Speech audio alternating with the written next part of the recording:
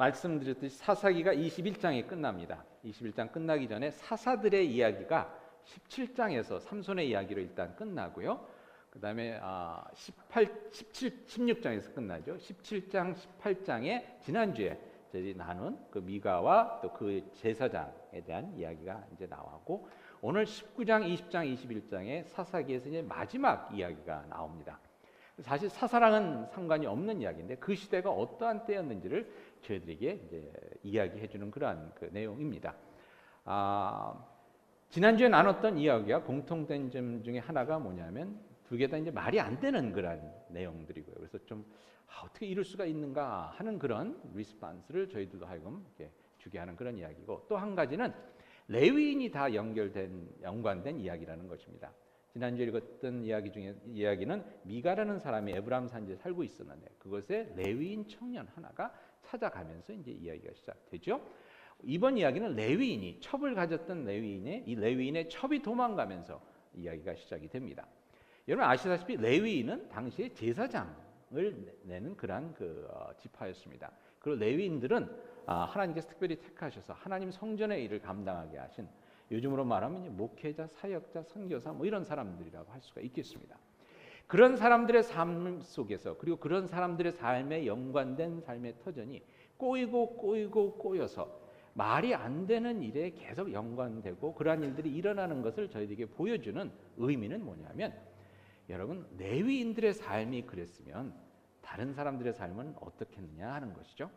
그러니까 저희들이 사회를 볼 때 사회 지도자들의 부패상을 보면서 그 사회가 얼마나 부패했는지를 알게 되고, 교회를 봤을 때도 교회의 지도자가 되는 목사나 장로님 이런 그 지도자들의 삶이 그냥 엉망이다. 그러면 그 교회가 어떠한 상태인지 알 수 있듯이 레위가 아니라 사사기 마지막에 나오는 두 이야기는 레위인들의 삶 속에 어떻게 말이 안 되는 일들이 반복돼서 일어나느냐를 저희들에게 보여줌으로 말미암아서 그 당시 왕이 없던 시대에 얼마만큼 하나님의 백성들이 하나님으로부터 멀어져 있는가 하는 것들을 저희들에게 단편적으로 보여주고 있습니다.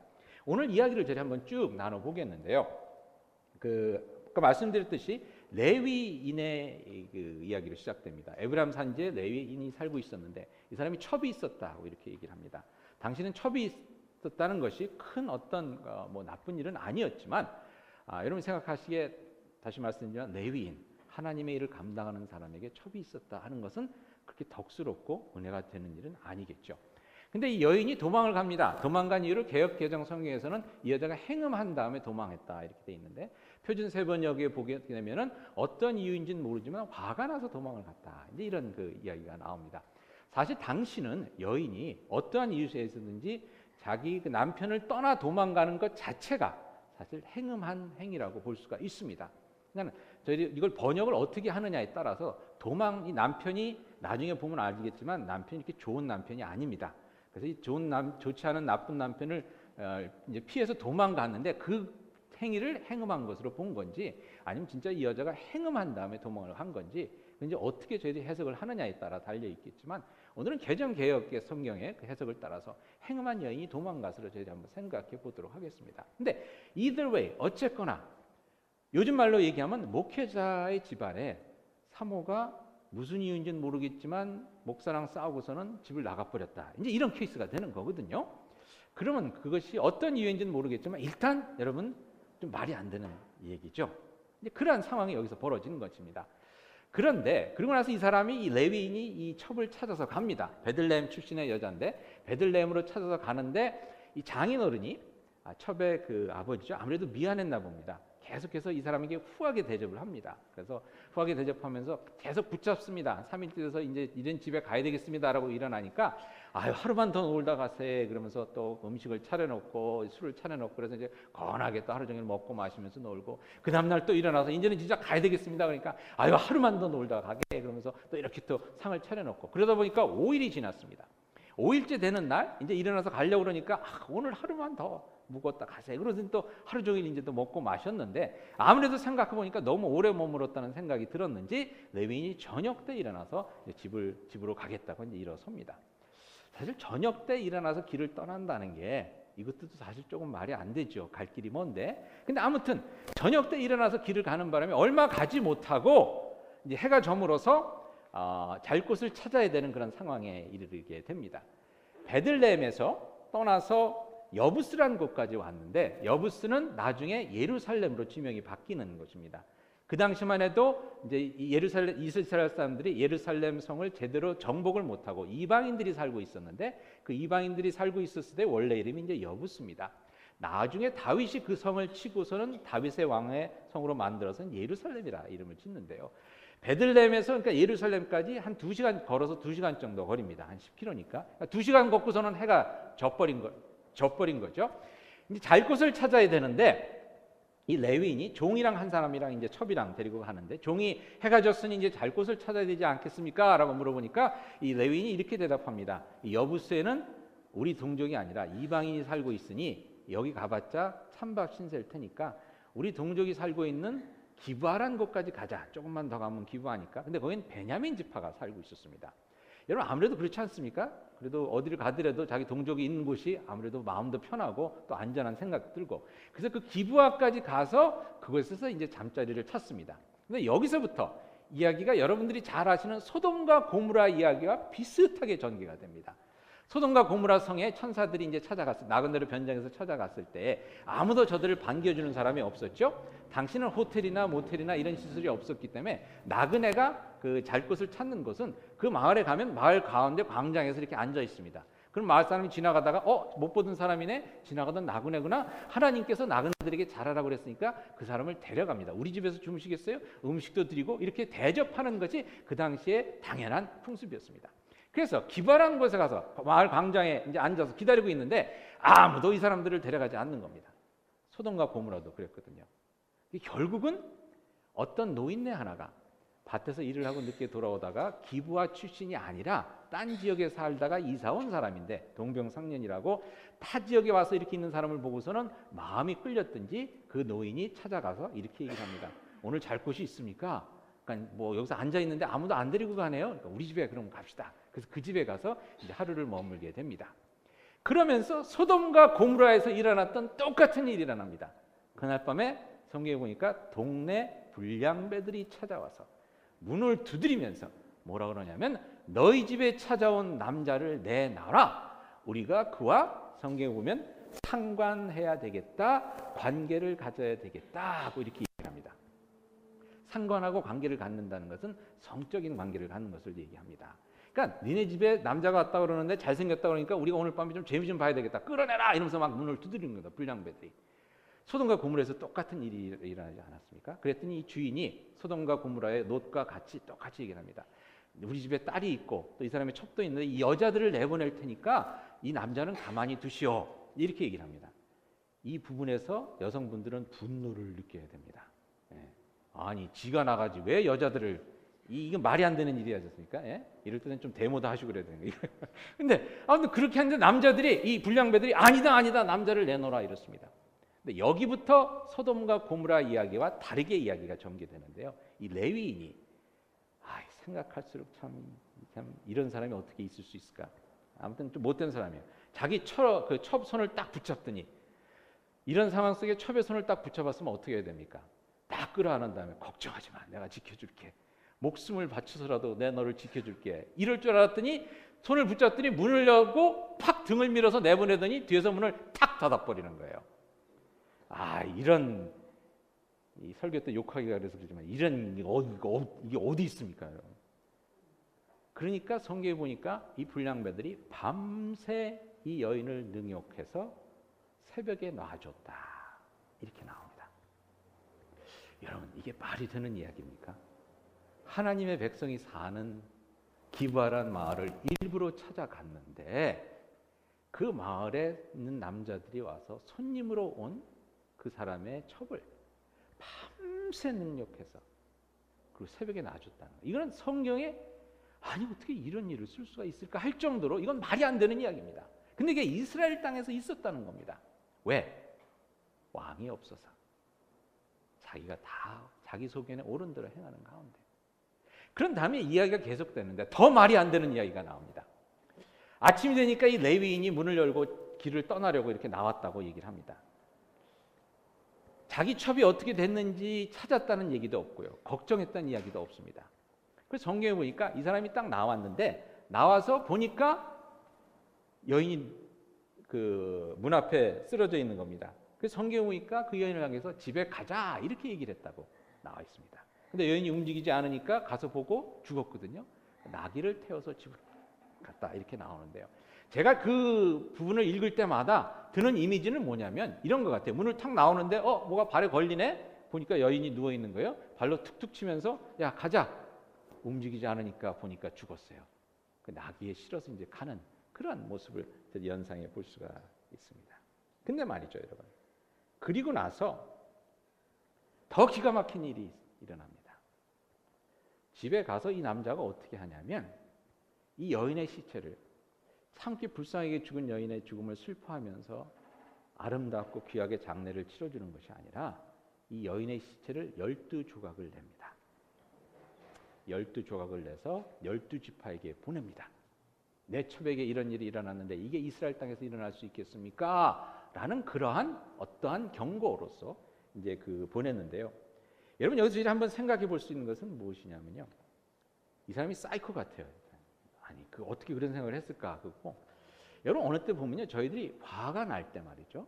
이게 왜 화가 나는지를 좀 자세히 살펴볼 필요가 있습니다. 제가 병원에서 일할 때 어떤 일이 있었냐면요. 병원에서 일할 때 그 간호원들이 그런 얘기를 하더라고요. 그 병원에서 다른 셰프분들이 얘기를 하는데 여러분 병원에서 나이 드신 분들이 이제 오지 않습니까? 나이 드신 분들이 와서 이제 숨이 이렇게 위태위태 하다가 이제 숨을 멈추시게 되면 이 전기 충격을 나갖고서 이렇게 다시 숨을 쉬게 만들지 않습니까? 근데 다른 셰프님이 뭐라고 하냐면 저희한테 꼭 그 리빙 윌이라고 그러죠. 미리 병원에 가기 전에 써놓는 거 있죠. 내가 숨이 멈추더라도 리서스테이트 하는 거죠. 다시 숨을 돌리는 그것을 치료를 하지 말아 주십시오 라는 데 사인을 하라는 거예요. 그래서 왜 그럽니까? 그랬더니 의사들이 특별히 젊은 의사들이 환자를 살리려고 하는데 환자를 위해서 살리는 것이 아니라 자기들의 승부욕으로 살려놓는 거라는 겁니다. 죽음과의 싸움에서 내가 이겨야 돼. 내가 그래도 의사인데 이 죽어가는 사람을 살리는 그러한 능력이 나한테 있어야 된다는 그러한 그 강박관념 속에서 어떻게 해서든지 살려놓으려고 별 짓을 다 한다는 겁니다. 근데 그러고 나서 어떻게 되냐면 그렇게 살아나신 할아버지 할머니들이 전기 충격 이거를 너무 세게 하다 보니까 갈비뼈가 다 부러지고 막 이래서 그러고 나서 얼마 살지도 못하시는데 아주 그냥 고통 가운데 힘들고 어렵게 살다가 돌아가신다고 그런 얘기를 하면서 그러지 말고 그런 거 하지 말고 편하게 돌아가실 수 있도록 사인을 하십시오 라는 그런 얘기를 해주는 걸 제가 들었는데요. 그때 제가 뭘 배웠냐면 사람을 살리는 의사도 사람을 살리려고 하는 그 이유가 개인적인 것이 될 수 있구나. 환자를 위한 것이 아니라 내 자신을 위한 것이 될 수 있구나라는 그런 생각을 해봤습니다. 근데 오늘 나오는 이 레위인도 그랬습니다. 여러분 이 사람이 진정 자기의 첩이 그렇게 죽은 것이 불쌍하고 자기 첩의 입장에서 화가 났다 그러면 그 몸을 12조각을 낼 수가 없습니다. 왜 12조각을 냈냐면 지놈들이 내 첩을 건드렸어? 이놈들이 나를 우습게 알고 첩을 물건처럼 생각한 거죠. 나를 우습게 알고 이렇게 했어? 화가 자기를 위한 화가 난 겁니다. 그런데 그것을 해결하려고 하다 보니까 일이 계속해서 꼬여가게 됩니다. 여러분들 삶을 사실 때 화가 날 때 한번 물어보세요. 내가 왜 화가 나 있나? 내 화가 나 있나? 자, 나를 위한 화라고 그럴 때는 이것이 여러분들 이것이 계속 반복되면 이것이 복수가 되고 그러는 가운데 복수의 그 고리가 계속 물려 돌아가게 되면서 일이 더 힘들고 어려워지게 됩니다. 저는 이제 그 이야기를 여기서 보게 되는데요. 저 같은 경우도 그렇습니다, 여러분. 제가 설교를 끝내고 갔을 때 오늘 같은 경우 그런 분이 계실지 모르겠지만 목사님 오늘 설교 너무 재미없었어요. 은혜 못 받고 가요. 그러면 제가 거기에 대해서 화를 낼 수가 있습니다. 근데 두 가지 화를 낼 수가 있죠. 첫 번째, 그 성도의 입장에서 화를 낼 수가 있습니다. 그렇죠? 오늘 예배를 드리러 왔는데 은혜 못 받고 가는 그 마음이 얼마나 아프고 내가 목사로서 참 제대로 못했구나. 잘해라 김태준. 뭐 이렇게 화를 낼 수가 있습니다. 그건 좋은 화죠. 반면에 저를 위해서 화를 낼 수가 있습니다. 뭡니까? 지가 뭔데 집사도 못 받은 사람이 무슨 설교가 좋으니 많으니 지가 뭐 신학 공부를 해봤어? 이 깊은 말을 이해 못하면서 이렇게 얘기할 수 있죠. 그럼 어떻게 됩니까? 그럼 일이 꼬이게 됩니다. 첫 번째 화를 내게 되면 제가 설교를 더 열심히 준비하면서 은혜가 더 넘치는 예배로 나가는 거고요. 두 번째 방법으로 화를 내게 되면 그 교인과 계속해서 엉클어지면서 교회가 힘들어지게 되죠. 오늘 일어나는 상황이, 본문에서 일어나는 상황이 사사기 19장에서부터 일어나는 상황이 바로 그겁니다. 이 사람이 그렇게 화를 내고 12조각을 내보내니까 이스라엘에 난리가 났습니다. 아니 어떻게 이런 일이 일어날 수 있겠느냐 그러면서 40만 명이 모입니다. 40만 명이 모여서 오늘 6.25인데요. 민족 상잔 비극의 전쟁이 일어납니다. 베냐민 지파를 치러 가는 겁니다. 베냐민 지파를 치러 가서 전쟁을 일으킵니다. 그 전쟁에서 양쪽에서 7만 명이 죽습니다. 7만 명이 죽는 일이 일어나는 겁니다. 한 여자의 슬픔을 위로해야 될 상황 속에서 7만 명의 죽음을 불러들이는 이런 비극, 더 말이 안 되는 일이 일어난 겁니다. 왜? 왕이 없어서. 근데 여러분, 더 말이 안 되는 일은 그 다음부터입니다. 그 다음부터입니다. 전쟁을 해서 이기긴 했는데요. 이기고 나니까 이스라엘 사람들이 일단 막 화도 나고 흥분되고 이러니까 어떻게 했냐면, 어떤 생각이 드냐면, 이제 이 베냐민 사람들을 싹쓸이 했는데 600명이 그 도망을 쳤습니다. 뭐 어린애, 남자, 여자 다 죽였습니다. 근데 600명 정제하던 600명들만 뛸 수 있는 사람들만 이제 도망을 갔어요. 도망가서 림몬 바위라는 곳에 숨었습니다. 그러니까 이 이스라엘 사람들이 이제 막 화가 나서 막 분노에 이렇게 차서 뭐라고 결정을 내냐면, 저 베냐민 놈의 새끼들 우리가 상종을 하지 말자. 저놈들은 씨를 말려야 돼. 그러면서 뭐라고 얘기를 하냐면, 우리 이스라엘의 여자는 절대로 저놈들한테 주면 안 된다. 이러고 아주 그냥 약조를 합니다. 손가락에 피를 이렇게 내갖고서 이렇게 약속을 해버립니다. 그리고 나서 그 다음날 하룻밤 지나고 나니까, 여러분 화가 났다가 하룻밤 지나면 어떻게 됩니까? 제정신이 돌아오죠.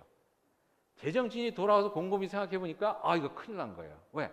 하나님께서 12지파를 주셨는데 그중에 한 지파가 이제 없어지게 생긴 거예요.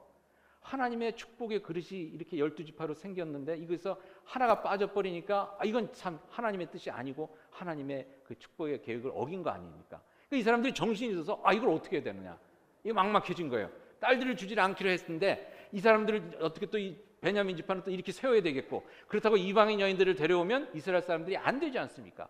전전긍긍하는 가운데서 계획을 세운다는 것이, 어떤 계획을 세우느냐, 말이 안 되는 계획을 세웁니다. 가만히 보니까 자기들이 전쟁할 때 뭐 전국에서 이렇게 모였는데 그 한 지방에서, 길앗이라는 지방에서 있는 사람들이 한 명도 군사를 보내지 않은 거예요. 그러니까 이스라엘 사람들이 모여서 뭐라고 결정하냐면, 저놈들 한 명도 보내지 않았는데 우리가 저 마을을 쳐서 거기 있는 처녀들을 다 빼앗자. 그래서 그 마을을 치러 갑니다. 치러 가서 그다음에 남자와 상관했던, 관계를 가졌던 여자들 다 죽이고 처녀들만 잡아옵니다. 400명을 잡아옵니다. 여러분 생각해 보시기 바랍니다. 한 여인이 겁탈당한 것을, 그 문제를 해결하기 위해서 어떤 일을 벌이는 겁니까? 400명의 죄 없는 여인을 붙잡아오는, 겁탈하는 이런 악을 더하게 된 것입니다. 근데 거기에서 끝나질 않습니다. 가만히 숫자를 세보니까 베냐민 지파의 남자들이 남은 사람은 600명입니다. 400명이 갔으니까 200명이 남았지 않습니까? 이 200명을 어떻게 해결하느냐, 그 이야기가 오늘 읽은 본문입니다. 본문에 나오는 내용은 뭐냐면 이런 이야기입니다. 당시 실로라는 곳이 있었습니다. 실로에 하나님의 성막이 있었습니다. 예루살렘의 성전이 세워지기 전에 예루살렘의 다윗이 그것을 도성으로 삼아서 하나님의 법궤를 그곳으로 가져오기 전에 하나님의 성막과 법궤가 있었던, 그러니까 하나님의 교회가 있었던 곳이 실로입니다. 그 실로에서 매년 여호와를 위한 축제가 있었습니다. 요즘 말로 하면 찬양 집회가 있었습니다. 그 실로에 있는 그 처녀들이 다 소고나 장구를 들고 나와서 북치고 장구치면 이제 하나님을 찬양하는 그러한 그 이벤트가 있었습니다. 요즘 말하면 찬양 집회 때 막 월십 댄스하고 이제 이러는 거죠. 근데 이스라엘 사람들이 베냐민 사람들에게 뭐라고 얘기를 하냐면, 너희 여자를 얻지 못한 200명을 그곳에 가서, 지금 그때가 다가왔는데 그때 와서 처녀들이 막 춤추면 너희들이 원하는 사람들을 데려가라. 데려가서 아내로 삼아라. 그리고 그 마을 사람들이 우리한테 뭐라고 그러면 우리가 얘기를 잘 해줄게. 이렇게 해서 200명이 가서 하나님의 앞에서 춤추겠다고 막 이렇게 기쁜 마음으로 나오는 처녀들을 그냥 붙잡아 갑니다. 납치해 갑니다. 요즘 말로 하면 찬양 집회하고 막 성가대 예쁜 아가씨들이 많은데 거기 가서 한 년씩 데려와라 이래갖고선 교회 이렇게 성가대 입장하는 여자들 문 밖에서 이렇게 딱 빼갖고 지금 벤에다 싣고 이러고 가버린 겁니다. 여러분 이게 말이 되는 일입니까? 말이 안 되죠. 한 여인이 겁탈당한 그 악한 이스라엘에 있을 수가 없었던 그 악한 일을 해결하기 위해서 어떠한 일이 일어납니까? 600명의 여인의 삶이 한이 맺히게 되는 이러한 악이 더해지는 것입니다. 왜? 이스라엘에 왕이 없어서. 여러분 만약에 왕이 있었다면 어떠한 일이 일어났겠습니까? 왕이 있었다면 물론 선하고 착한 왕이고 지혜로운 왕이라는 그런 전제가 있어야 되겠지만 왕이 있었다면 먼저 기브아에서 그러한 그 불량배들이 그렇게 설치도록 그 치안을 그렇게 방치해 놓지 않았을 겁니다. 안전한 마을이 되게 했겠죠. 그리고 설사 그러한 일이 일어나더라도 말입니다. 그 일을 저지른 불량배들을 신속히 잡아서 법적으로 처리하고 공의를 이루는 가운데서 그 레위인이 이렇게 12조각을 내고 그런 일이 없도록 아마 미리 손을 쓸 수 있었을 것입니다. 근데 여러분 설사 그렇게 되더라도 말입니다. 왕이 있었다면 이스라엘에 40만 명이 모여서 우리가 그냥 막 이렇게 하자 막 소리 지르고 막 이럴 때 이것이 진정 옳은 일이냐 바른 일이냐 선한 일이냐 도움이 되는 일이냐 따져가며 그 백성들을 제대로 이끄는 가운데 이스라엘 지파 중에 한 지파가 거의 멸절하게 되는 그곳까지는 이르게 하지 않았을 것입니다.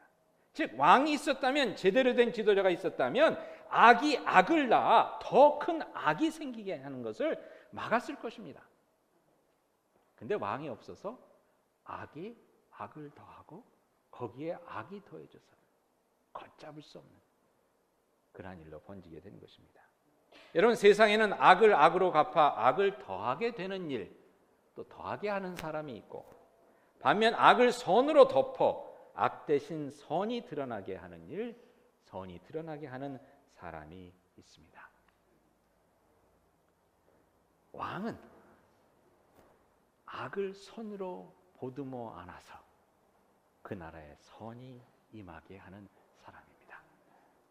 이스라엘 왕 중에 가장 위대한 왕으로 치는 사람이 다윗입니다. 다윗이 왕이 되기 전에 사울이 왕이었었는데 이 사울 왕에게 쫓겨다니는 그런 때가 있었습니다. 왜냐하면 다윗이 워낙 그 사울 왕 밑에서 이제 군대 대장을 했었는데 장군을 했었는데 전쟁에 나갈 때마다 이기고 돌아오는 겁니다. 그러다 보니까 백성들 사이에서 이런 노래가 퍼졌습니다.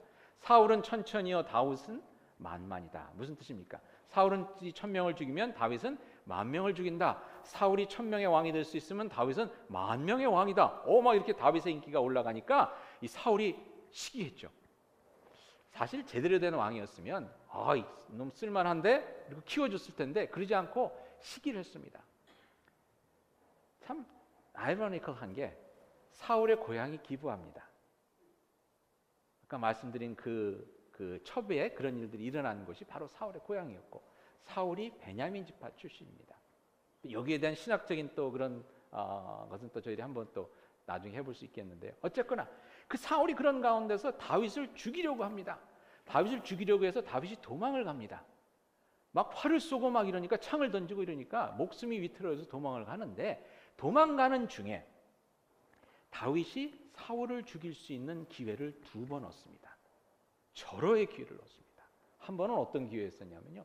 사울이 온다고 그러니까 다윗이 이제 숨었습니다. 자기를 따르는 사람들과 함께 동굴에 숨었는데 동굴이 좀 어두웠나 봐요. 성경엔 또 참 기가 막힌 이야기들이 있는데 그러니까 동굴에 숨어 있는데 사울이 이렇게 다윗을 막 잡으러 오다가 화장실을 급하게 가야 되게 됐어요. 근데 화장실을 가게 됐는데 다 보이는 이 들판에서 변을 볼 수는 없잖아요. 근데 가만히 보니까 동굴이 있거든요. 근데 거기에 다윗이 숨어 있는 줄을 모르고 동굴로 다서 어두컴컴한데 아무도 못 보겠지. 그래서 바지를 내리고 이제 용변을 보고 있었습니다. 거기서 얼마 떨어지지 않은 곳에 다윗이 숨을 죽이고 숨어 있었어요. 거기서 어떻습니까, 여러분? 창을 들어서 그냥 팍 내밀기만 하면 끝나는 겁니다. 근데 다윗이 사울을 죽이지 않고 내보냅니다. 왜 그랬을까요? 나중에 다윗이 이렇게 얘기를 합니다. 하나님께서 기름 부어 세우신 왕이기 때문에 어쨌거나 하나님께서 기름 부어 세우신 왕이기 때문에 이 왕이 악을 행한다 하더라도 이 왕을 악한 방법으로 제거를 할 수가 없다는 겁니다. 왜? 악한 일이지만 악한 것을 악한 방법으로 제거를 하면 어떻게 되는 겁니까? 악에 악을 쌓는 것 같다는 겁니다. 그래서 그 사울 왕을 그냥 내버려 둡니다. 선으로 끌어안습니다. 그러는 가운데 여러분 다윗을 통해서 하나님께서 다윗 왕조를 든든히 세워가시는 것을 보게 됩니다. 이스라엘이 말입니다. 이스라엘이 솔로몬 왕 때 지나서 북이스라엘과 남유다로 갈려지지 않습니까? 북이스라엘은 왕조가 몇 번 바뀝니다. 이 왕이 됐다가 다른 사람이 또 이 왕을 치고 죽이고 올라와서 쿠데타를 일으켜서 왕이 되고 또 얼마 있다가 또 다른 사람이 또 군사력을 일으켜서 이 왕을 치고 남유다만큼은 다윗의 자손들이죠. 다윗의 자손들로 물론 좋은 왕도 있고 나쁜 왕도 있었지만 다윗의 자손들로 그 왕위가 채워집니다. 하나님께서 이렇게 채워주신 겁니다. 그리고 나서 여러분 24대가 지나서 다윗 왕의 24대가 지나서 다윗 왕조에서 예수 그리스도가 태어나게 되죠. 왕중왕으로 태어나신 예수님은 어떤 분이셨습니까? 십자가의 죽음을 당할 때 그는 천군 천사를 불러서 그 유대인들과 로마 군사들을 다 물리쳐 없앨 수 있었습니다. 다 싸그리 죽일 수 있었습니다. 그렇지만 예수님은 그렇게 하지 않으셨습니다. 인간의 죄악된 그 악을 악으로 갚지 않고 어떻게 하셨습니까? 자신의 십자가의 죽음으로 끌어안으셨습니다. 그러므로 인해서 구원의 역사를, 은혜의 역사를, 사랑의 역사를, 생명의 역사를 이루신 것입니다. 하나님의 선하심이 죄악 많은 세상을 보듬어 안게 된 것입니다. 여러분 하루는 예수님께 성전에서 가르치시는데 사람들이 우르르 몰려왔죠. 몰려왔는데 가만히 보니까 막 그냥 살기가 등등해서 이렇게 왔는데 보니까 그 앞에 거의 그냥 옷이 다 벗겨진 그런 여자가 한 사람 끌려오더라고요. 그게 무슨 일인가 이렇게 봤더니 그 남자들이 끌고 와서 이렇게 얘기를 했습니다.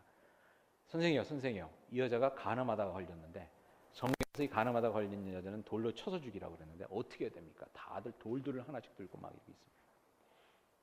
당장 뭐 그냥 엄청난 살인이 벌어질 형편입니다. 돌에 맞아서 죽을 형편입니다. 근데 그러한 상황 속에서 예수님께서 그 상황을 어떻게 끌고 가십니까?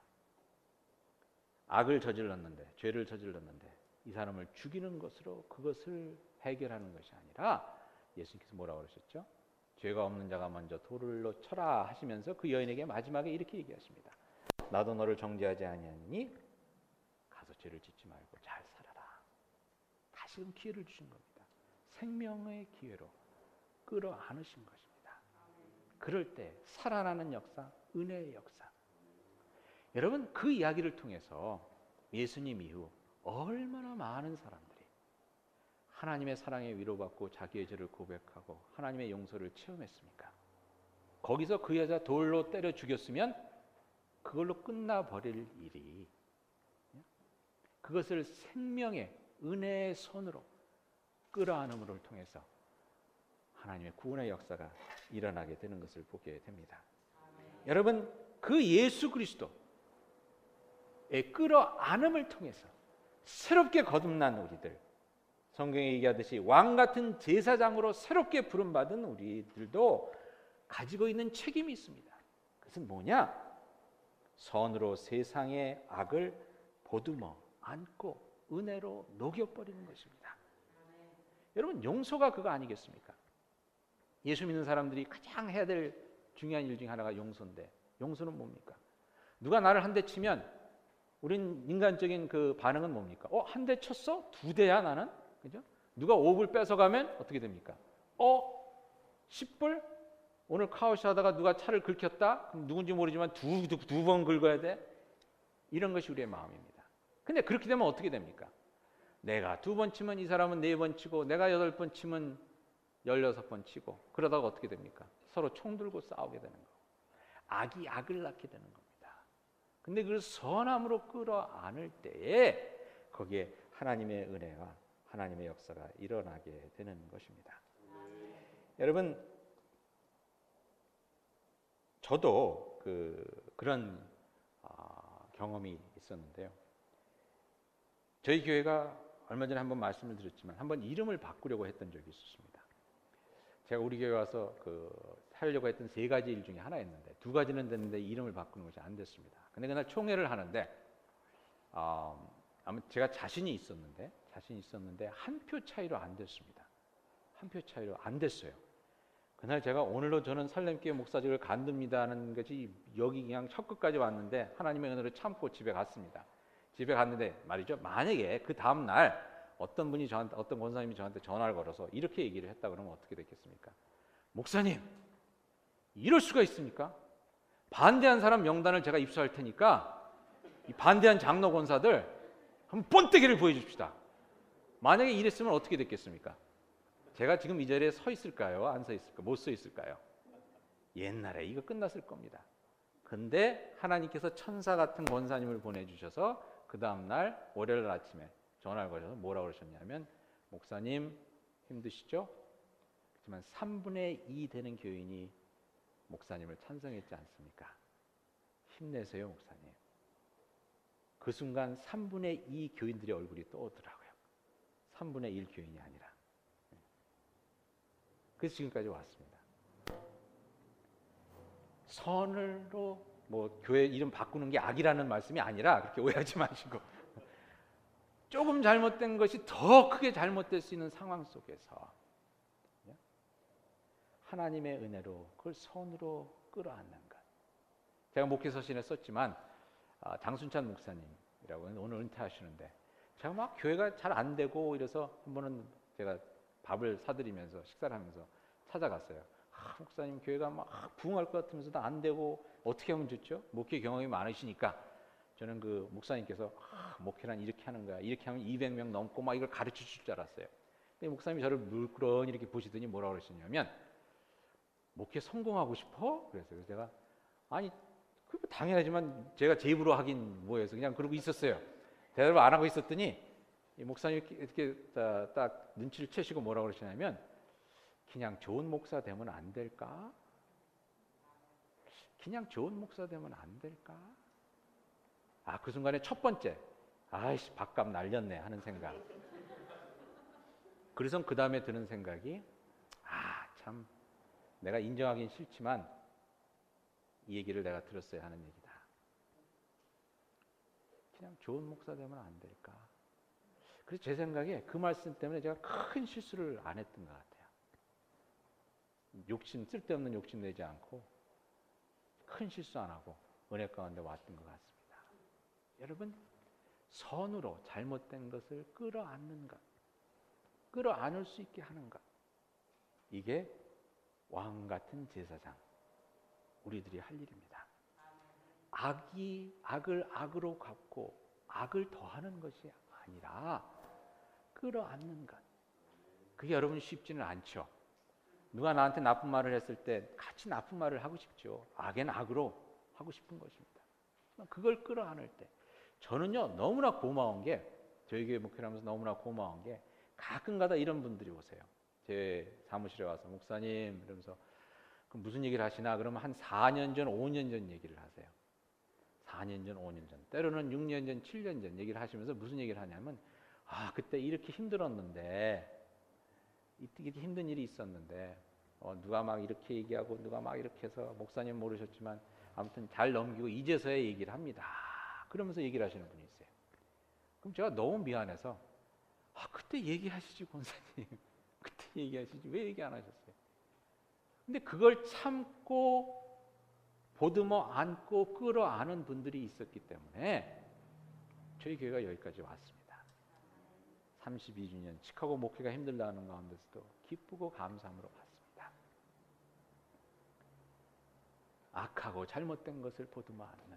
오늘 본문에도 보니까 22절에 이렇게 얘기를 합니다. 그 실로에 딸들이 잡혀간 그 아버지들이 오면 우리가 이렇게 얘기를 해줄게 하면서 뭐라고 하냐면 우리들에게 은혜를 베풀어 주십시오라고 우리가 얘기를 하겠다고 이렇게 이스라엘 사람들이 얘기를 합니다. 근데 재밌는 것이죠. 19장에서 22절까지 은혜란 말이 안 나옵니다. 여기 단 한 번 나오는데 은혜를 베풀어 주는 사람들이 있을 때에 이 엄청난 악의 계속됨이 끊겨져 버립니다. 얼마나 마음이 아프겠습니까? 자기 딸들을 그렇게 뺏겼는데. 그럼에도 불구하고 그 악을 은혜로 감싸 안으려는 사람들이 있을 때서만 이 계속되고 더해지던 악의 행군이 멈추게 되었다는 것입니다. 왕 대신, 왕 같은 제사장 대신 살라임교회 교인 여러분, 하나님께서 여러분을 통해서 힘들고 어렵지만 생명의 역사를 이루기를 원하십니다. 구원의 역사를 이루기를 원하십니다. 은혜의 역사를 이루고 하나님의 놀라운 축복의 역사를 이루기를 원하십니다. 그를 위해서 왕 같은 제사장으로 불러주셨는데 그 일 중에 하나가 악을 선으로 보듬어 안는 것입니다.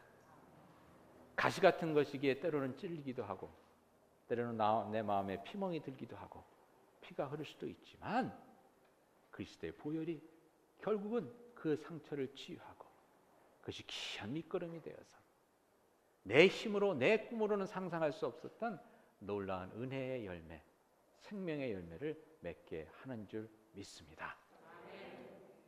왕 같은 제사장 되신 여러분, 왕이 없어 각기 자기 하고 싶은 대로 살아가는 삶이 아니라 왕 되신 그리스도의 인도하심과 능력 가운데 제사장의 직분을 잘 감당함으로 선이 이기는, 악이 사라지는 하나님의 은혜의 열매의 꽃이 피어나는 그러한 세상을 만들어 주실 수 있기를 그리스도의 이름으로 축원드립니다.